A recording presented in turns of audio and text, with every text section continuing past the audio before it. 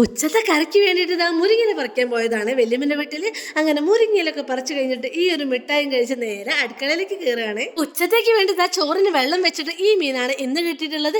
ഇതിന്റെ പേരെന്താ, പൂമീനോ അങ്ങനെ എന്തോ ആണ് മീൻകാരൻ പറഞ്ഞിട്ടുള്ളത്.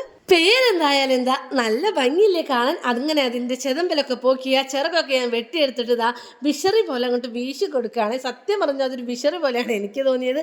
അങ്ങനെ അതിന്റെ കഷ്ണങ്ങളാക്കിയിട്ട് അതിന് വേണ്ടിയിട്ടുള്ള മസാലയ്ക്ക് ഇതിലുള്ള സാധനങ്ങളൊക്കെ ഞാൻ അടിച്ചെടുത്തിട്ട് നല്ല രീതിക്ക് മീനിൽ പുരട്ടി കൊടുക്കുന്നുണ്ട്. മീനിൽ മസാല പിടിക്കുന്ന നേരം കൊണ്ട് ഇതാ നേരെ മുരിങ്ങ നന്നാക്കാനാണ് പോയത്. അങ്ങനെ മുരിങ്ങയിലൊക്കെ നന്നാക്കി കഴിഞ്ഞ് മടുത്ത പച്ചമണ്ടയിൽ കൊടുത്തിട്ട് ഇതാ ചെക്കനെ വാങ്ങി.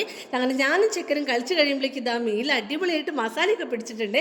അങ്ങനെ അത് പൊരിച്ചെടുക്കുന്നുണ്ട്. അങ്ങനെ ഒരടുപ്പിൽ മീൻ പൊരിച്ചതും മറ്റേ അടുപ്പിൽ കറിയാണ് വെക്കുന്നത്. അതൊക്കെ അവിടെ കിടന്നാവുന്ന നേരം കൊണ്ട് ഇതാ വെയിലത്ത് ചൂടിപ്പടരാൻ പോവാണ്. അപ്പത്തേക്ക് ഇതാ അടിപൊളി മുരിങ്ങയില കറിയും മീൻ പൊരിച്ചതൊക്കെ ഇവിടെ റെഡി ആയിട്ടുണ്ട്. പിന്നെ ഇതാ ഒരു ബീട്രൂട്ട് ഉപ്പേരും കൂടി സെറ്റ് ആക്കിയിട്ടുണ്ട്. അതൊക്കെ കഴിഞ്ഞ് കബോർഡൊക്കെ തുടച്ച് വൃത്തിയാക്കിയിട്ട് നേരെ ഫുഡ് കഴിക്കാനാണ് പോകുന്നത്.